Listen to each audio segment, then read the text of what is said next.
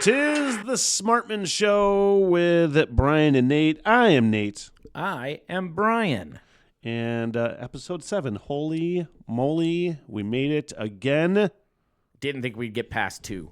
I was like, we'll get through 1, and then we'll get through 2, and then one of us will likely piss the other one off, and then we won't continue on. Man, that hasn't happened yet. It hasn't. We haven't gotten into a fight about anything, which is great. I mean, I'm glad we don't get into fights about stuff. We never really did, though, when we worked together before either. I mean, we got into some arguments, but I don't think it ever got to the point where I'm like, I'm never talking to him again. No, and I think a lot of,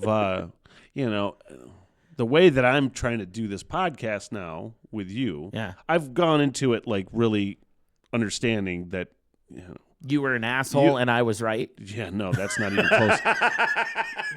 My podcast, my solo podcast, I'll pretty much say anything. I just kind of go on, and it's top of mind sort of like stream of consciousness, and there's a lot of vulgarity in there a lot of times. So I'm already going into this knowing that I'm going to capitulate to kind of it's a good word. More like a little more, I don't want to say less offensive, because that's probably it. I'm doing the show with somebody else, so I already know. So I'm already going into it knowing that I'm use the word making again. Concessions. No, do the word again. I love that word. Yeah. I'm going to add that to my vocabulary.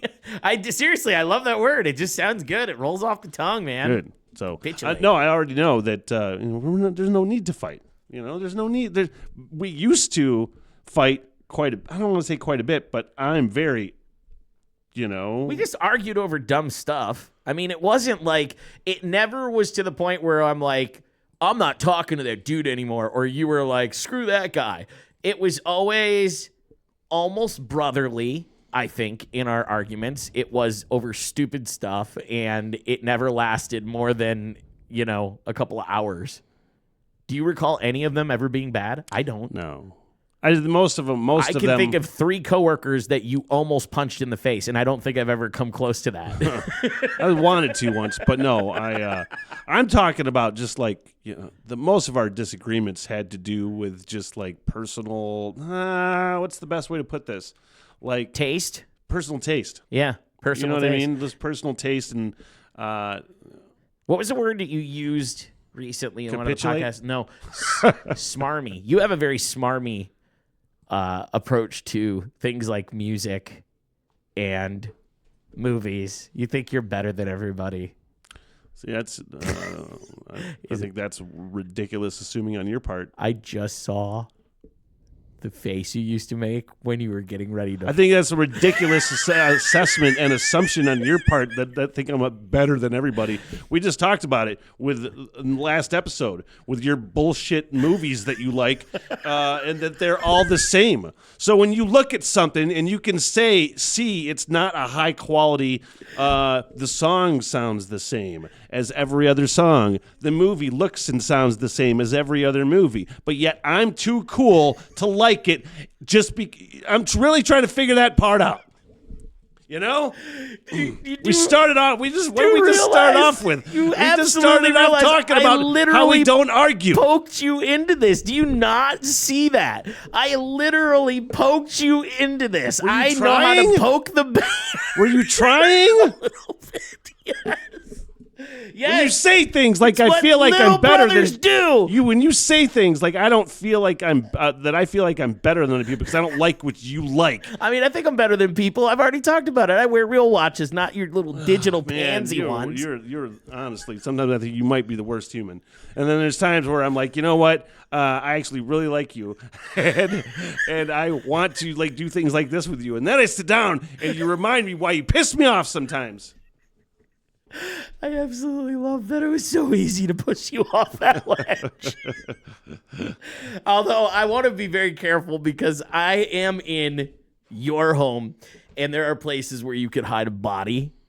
So I don't want to push you too far off the ledge where you grab a knife. No, not like that. I didn't even tell my wife I was coming here today. She'd have no clue where I went. Well, good thing this is not live. It's never coming out. You brought up something to me just in passing. Yeah. That I noticed recently, and I made a note of in my head, but I didn't put it together. I was shocked for the longest time that we didn't have. I realized at some point, I want to say 4 to 5 years ago, that I realized I'm like, I don't see kids like wearing baggy pants anymore. No. And I realized, even like the urban kids, who are the last standouts in that fashion trend, probably are like wearing skinny jeans and shit. Yeah. And I'm like, this is different. I'm not used to this. I'm used to like baggy clothes have been in style since the early 90s, Jordan and the Fab Five. That is when baggy clothes became really, really popular, and it never went away up until, I don't know, I kind of realized it 5-6 years ago. But it's coming back. I think it may, I know you noticed it 5 or 6 years ago. I think it may have been gone even longer for the most part. I mean, I don't think it ever went away. I think it went underground. And when things go underground, you just don't see it very often, but there are still a few holdouts that are out there. Like, there's still holdouts that are super emo, like the old school ones that have like... I mean, it's like that with any sort of like... Yeah. With any sort of style. Yeah. I've noticed it I saw a photo of the Detroit Lions team, several players, and they're all wearing baggy clothes. I'm like, they're bringing that shit back. It's coming back, man. I've been seeing it more and more in the wild, and like, I love it just because I always thought of that when I was a teenager as being a rebellious thing. I mean, it wasn't, but I felt like it was. And like doing the crazy hair with the color in your hair or the different crazy hairstyles, that's all coming back too. I'm seeing more and more of that just on the streets amongst high school aged people. And it kind of shocked me, dude, because I didn't think I would get old enough to the point where things that were cool when I was in high school are suddenly becoming cool again.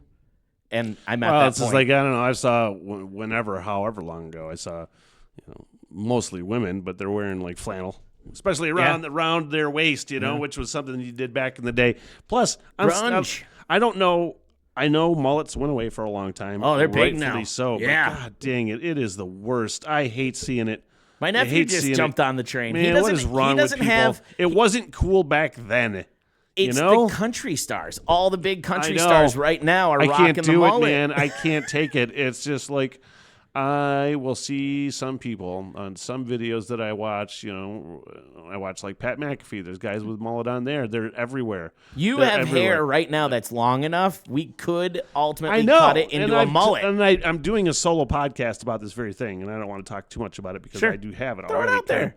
But that's the thing. It's like there's people at work that will make fun of me, and they will say there's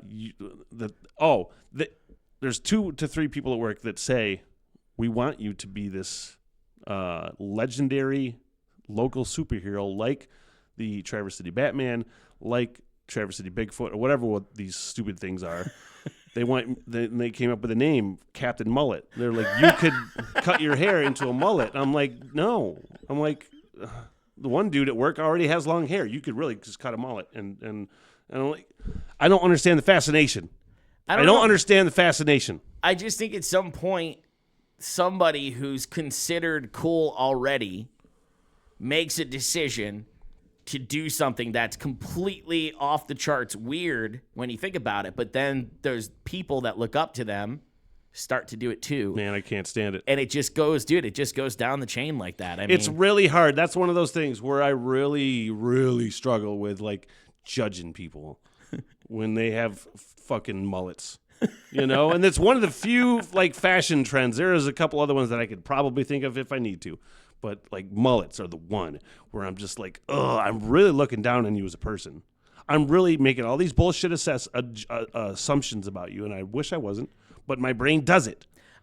Well, the one thing that I think that I judge people on that is not fashion related, but kind of ties to a mullet, because I would picture people with mullets to do this are adults who walk around with giant hickeys all over their neck.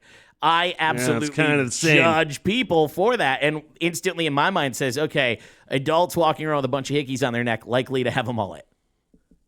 Like that, those two go hand in hand. Really, yeah. Or smoking their car with their child and the windows up. They got the hickey from somebody with a mullet.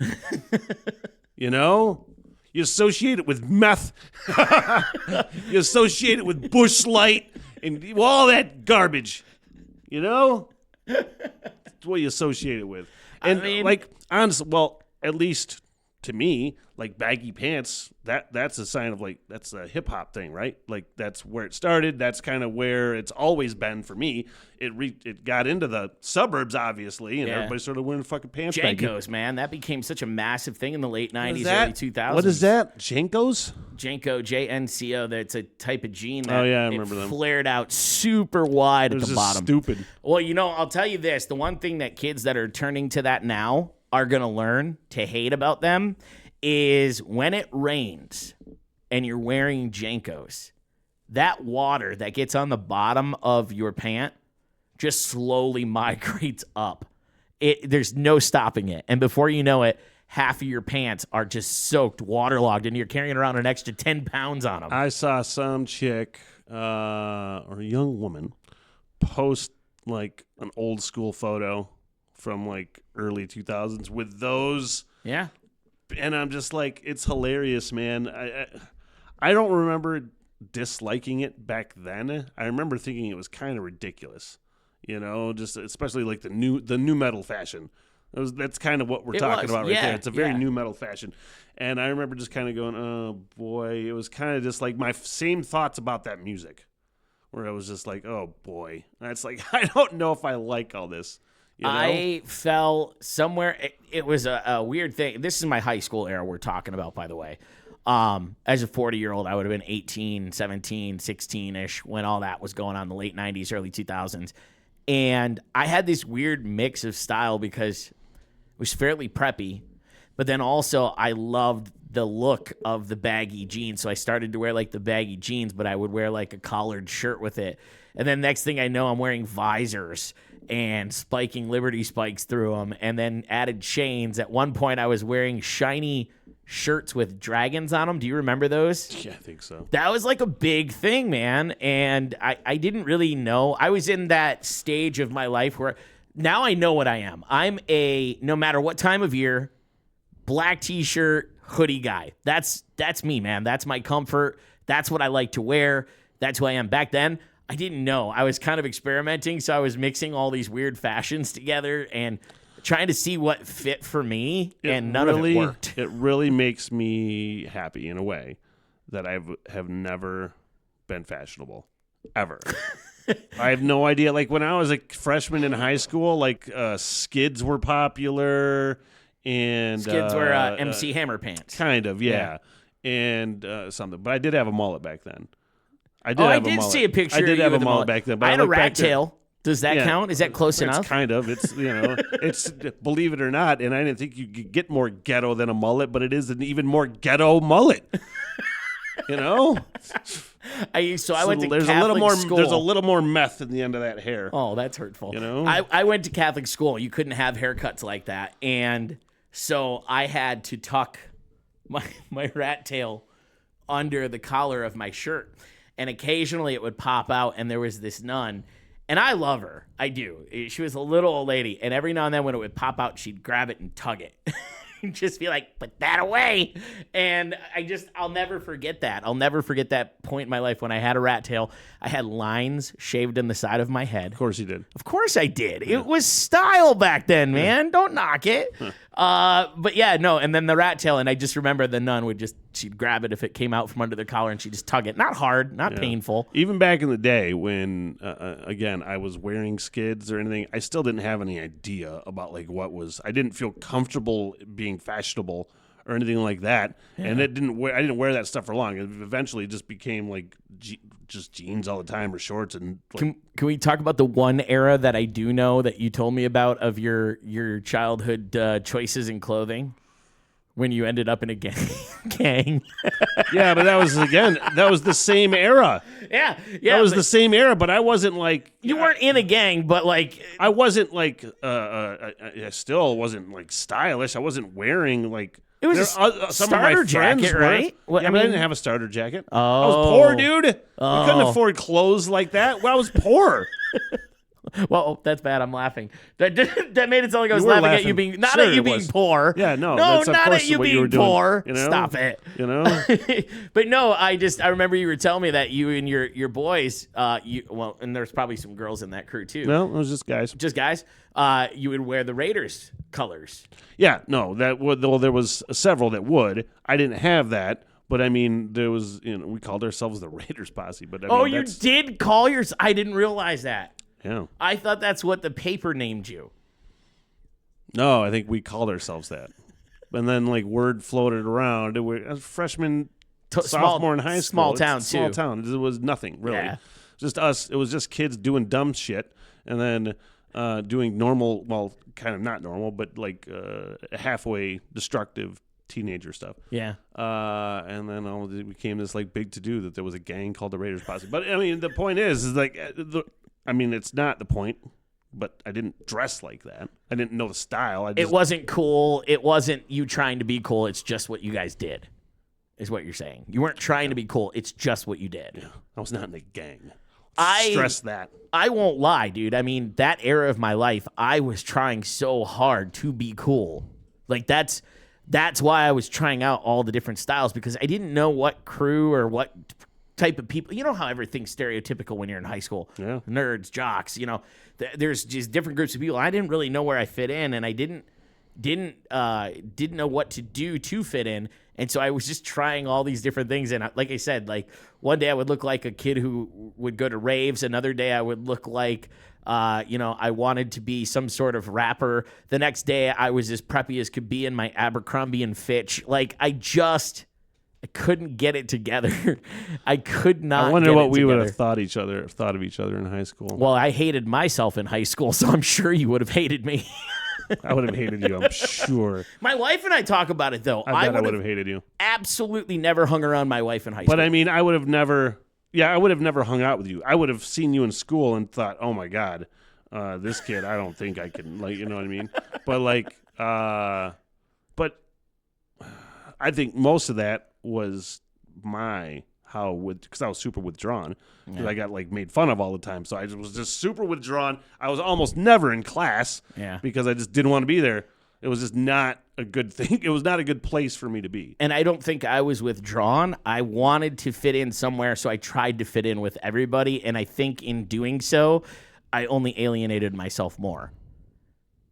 If that makes any sense. Sure. But yeah, me and my wife talk about all the time how I and her would not have ever even spoke in high school. She was like super gothy, and that was definitely the one area I don't think I experimented in. I never got to the whole goth level of trying on different looks. But I don't think I would have hung around my wife, and she definitely wouldn't have hung out with me, especially if I was dressed in Abercrombie and Fitch at the time. Like imagining your wife all goth is really funny too. Dude, there's some pictures. I bet. I've got some pictures that I've seen of her, and it blows my mind that she did that look, but that's what she was, man. That's what she was into. And boy bands. She was a goth girl that loved boy bands. That's kind of counterintuitive. It's a little weird, right? It's counterintuitive. It's an oxymoron, really.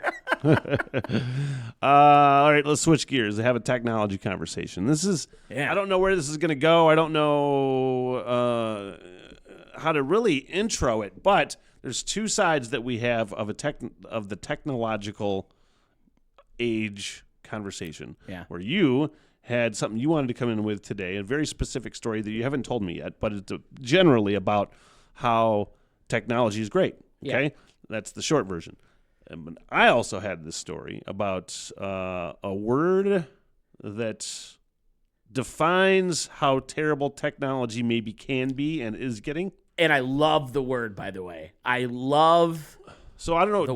Do we want to go first with my word or second with your conversation, and then let's go from there. What do you want to do? Here's the thing. I will say that I actually agree with both things here. I'm not taking a side. I'm just going to talk about why I do think technology is cool, but also what the definition of Enshittification. I want to make sure I said it right. Now, the reason that we pulled this word up is it is the I don't know where the Macquarie Dictionary is from, but it is their word of the year.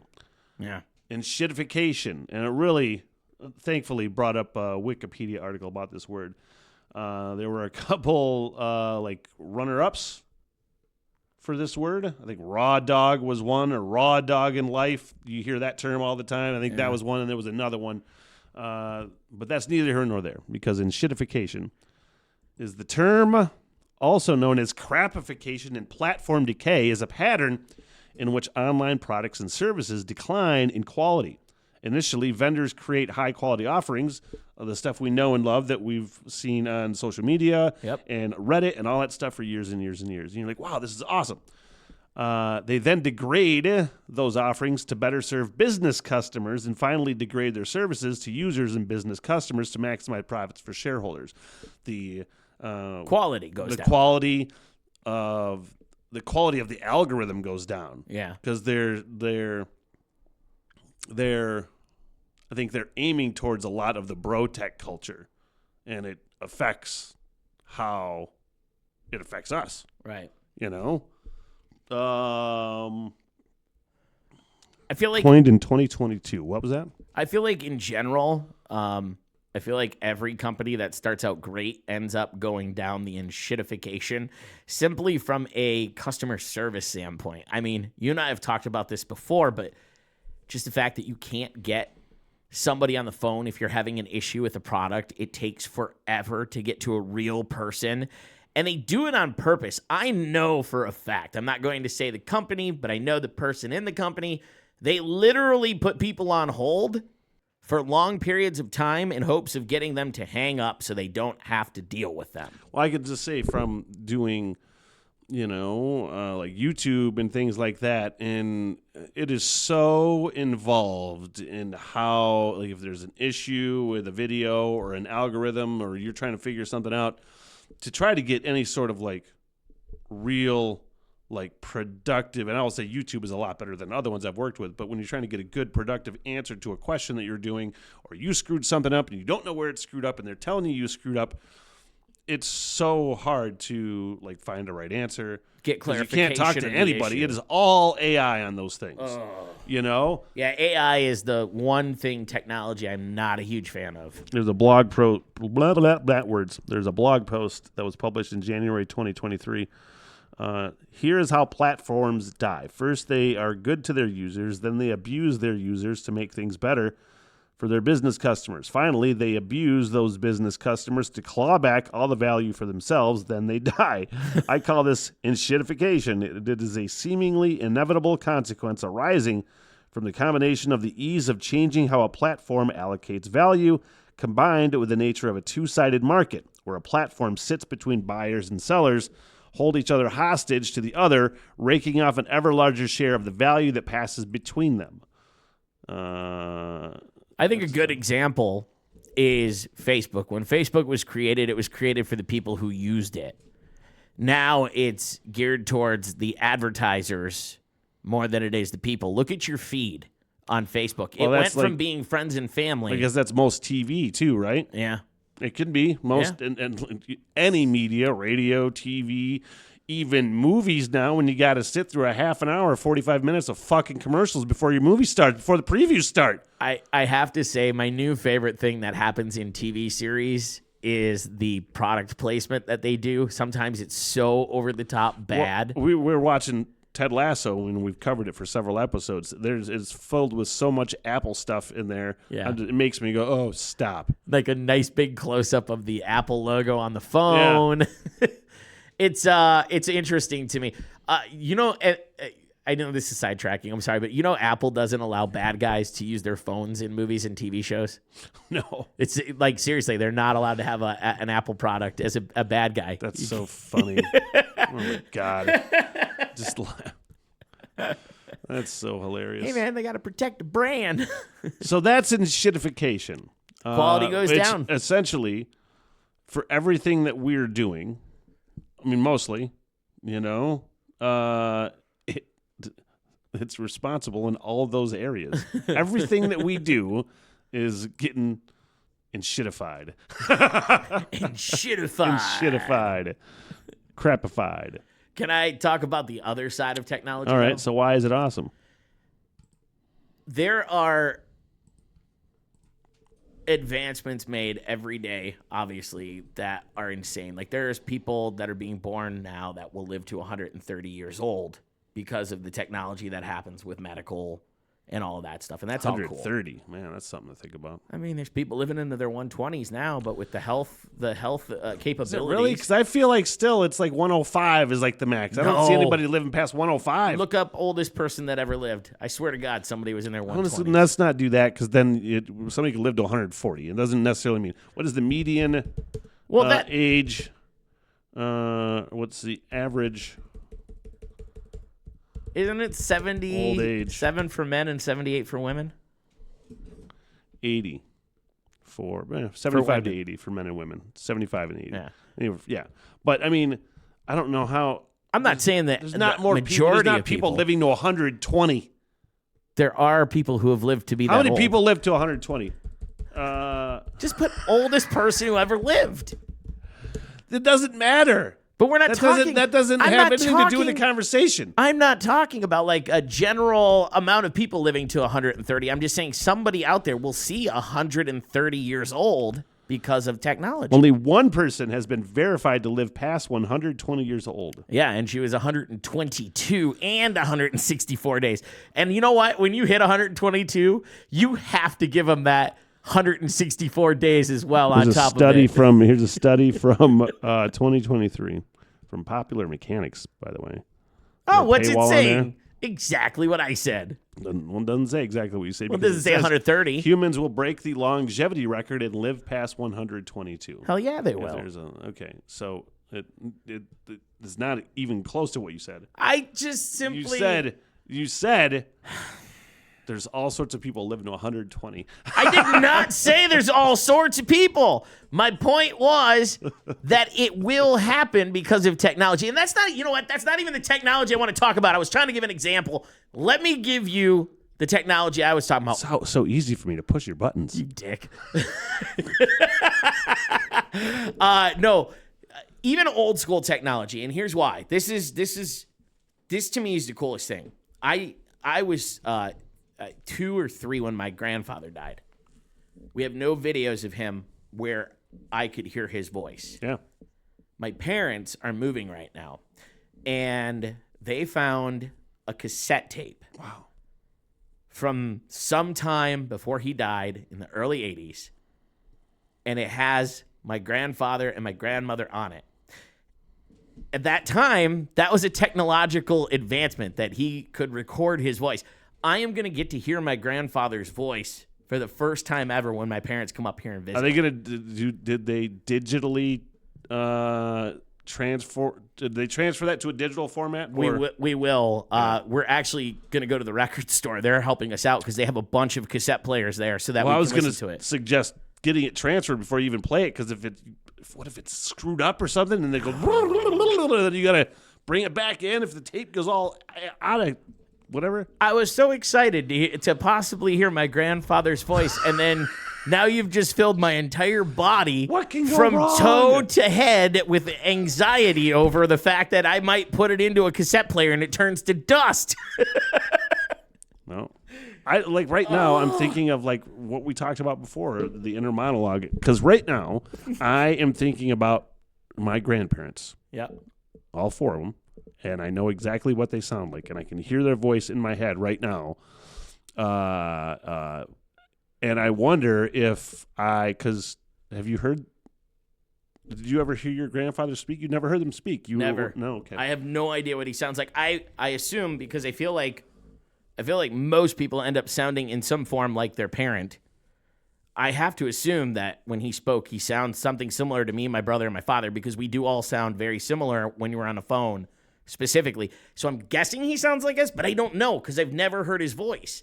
I'm really excited at the idea of hearing his voice, and I just think it's cool that technology from back then that existed is going to allow me to do that. And I think about all the things that we're doing now. We're putting podcasts out.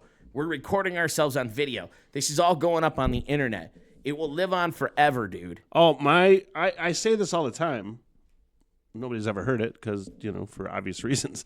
But, I love the idea that, and I'm not even exaggerating, I mean this 100%. In a million years, aliens will be like, what the hell is this? And they can come across it and just be like, oh, okay, and then maybe be amused by my stupid ass. But like the fact that it very well could be discovered a million years down the road by another race of species or something is fucking awesome to me. I love that idea. It is cool. I've always thought it's weird when we dig up like ancient, relics and people who died years ago. Why do you think it's weird? Like weird how? Well, I think of it as a weird in a specific way. Okay, like I'm not going into a cemetery and digging up somebody who died 20 years ago, but what's the breaking point of when it's okay to start digging up other dead bodies? Like at what point? How long do they have to be dead? I'm sure we have very philosophical differences, but I'd say yesterday, you know what I mean? It doesn't bother me one bit. I don't have like this idea about like that's desecrating. I don't even think people should be buried, first of all. I don't think of it as desecration. I'm just saying like I think you were taking up too much space burying a bunch of people anyway. I want a giant stone with my name on it for the rest of my Wish, eternity. because I don't know, man. I read and see a lot about like archaeological discoveries, I think and it's things cool. like that. I wish we could do that more like in the United States, but everything's been like plowed over. And when did that happen in the United States? Or in Traverse City here locally? Oh yeah, when they were redoing one of the roads and they found like caveman era bodies on the side of the road. Right. And they were digging it up. Right. Yeah. But what happened? Because people own that in the United States, people own that. A company, usually, a corporation, they're not going to let you. What should happen is like a real excavation where you of the whole area. Of the whole area, yeah, where you close everything off. Yeah. But that can't happen in the United States. Dude, that's a main vein through town. That'll never happen. They'll never be like, okay, I wish it would. Shut it down. Because there's so much that you learn. I think there's so much that you learn from those things, you know? Cool. People will say that you don't learn shit, and they're just like, you're looking at like these old clay things that they had, and they don't mean anything. People say that, and it makes me insane. I think that's stupid. I think it's cool. Don't get me wrong. I'm just saying, like, at what point do you decide when it's okay to start digging people up and look at it? Like, I feel like I don't know. I guess is there like a line? I say yesterday. Line? I'm serious about that. You know, Man. If there was something that you feel like you needed to dig them up for, by all means. I just think it's so cool that, like you said, that someday there's a possibility that somebody's gonna see or hear something that we did, and maybe enjoy it, or maybe go, "What is wrong with these people?" Or it's no wonder their civilization doesn't exist anymore. Look at these idiots. I mean, it could be one of anything when they're watching this stuff back. I think it's cool. I'm really excited at the idea of hearing my grandfather's voice, having never heard it. It's exciting. He's him and my pappy, my other grandfather. I never met either of them. I met them, but I don't remember them. I was 2 years. They died like 6 months apart. So I was like 2 or 3. I had my grandmothers, which was great. I got to know them. I was older when they passed. I think it was 11 and 18. So I at least had them in my life in some capacity. But, camcorders weren't really a thing when they died in 85. Or if they were, it was expensive and my family didn't have one. There just wasn't a lot of stuff that they could be, leaving their voice on that I could go back and listen. So this is kind of a cool opportunity for me. And I'm so stoked about it. And I know it's dumb in a sense of like, oh, he's excited about technology from 1983 or 84. But yeah, I am, because there's a recording of my grandfather. We have one from the 30s of my Nana. It's not a record, but it's like it's not wax. It's almost like it's a different type of material. But my mother found this when we were moving, and we went to a record shop again, and they were able to play it back. Is it one of the cylinders? Yeah, it's like a cylinder. No, it looks like a record, but it's just a different type of material. I don't know what it is. Oh, so that's probably acrylic. But what they did was they had these things set up on the boardwalk where you could go in and record birthday greetings. And so my mom found this one with my Nana and some of my like great aunts, and like to hear that, and the quality was horrible, but to hear that and hear them giggling and laughing, and she was probably in her 20s when they recorded this, and I'm just sitting here going, holy crap, man, this is like a piece of my grandmother living on this little piece of material. It still exists, and I am able to listen to it, and I'm hearing her when she was a young girl, 60 years before I actually got to know her, because she was probably in her 60s when I was born. Yeah. It's so, that to me is like the coolest thing, dude, that exists, and I got to hear that, so I'm so excited about possibly hearing my grandfather on this tape. Do you know how long it is? No, my mom and dad just found it. It's got my grandparents' name on it. You don't even know what it says. Honestly, and I'm not, I'm not suggesting it's anything nefarious or awful or anything or vulgar. But what if it was? What if it was like them like doing like sweet talks or like sex, like phone sex or something, but with a cassette? What if it was something like that? And you get the whole family around? Man, would you just stop it or be like, keep listening? I want to listen to the end. I think I'd power through it. You'd have to. I just want to hear his voice. It's my grandfather. It may not be the type of voice I want to hear from him. But he's gonna. No, that's the wrong. If he starts like barking at her. For God's sake, turn it off!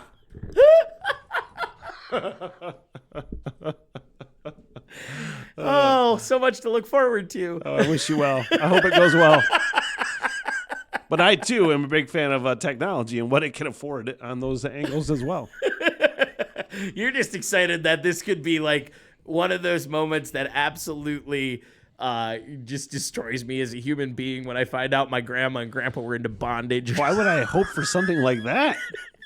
I don't know. The enjoyment and pleasure of seeing me just absolutely coming in and going, dude, it was a cassette sex tape. I mean, I would love it if that happened. So we're going to spice up the podcast, Gramps. All right. Oh, man. Well, that was fun. Hey, I don't know what the hell we're doing next podcast, but there's going to be a next podcast. We're going to talk Penguin. I'm going to get some episodes watched before then. then. And I think we might talk Hallmark Christmas movies. Nice. So possibly. I'm still hoping for you watch the 3 that I gave you, and then it starts suggesting more, and you just keep going because you're sucked in. You're sucked into the world of Hallmark.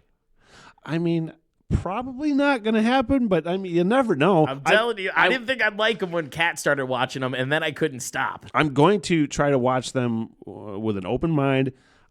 Believe it or not, I really did try to watch Torque with an open mind.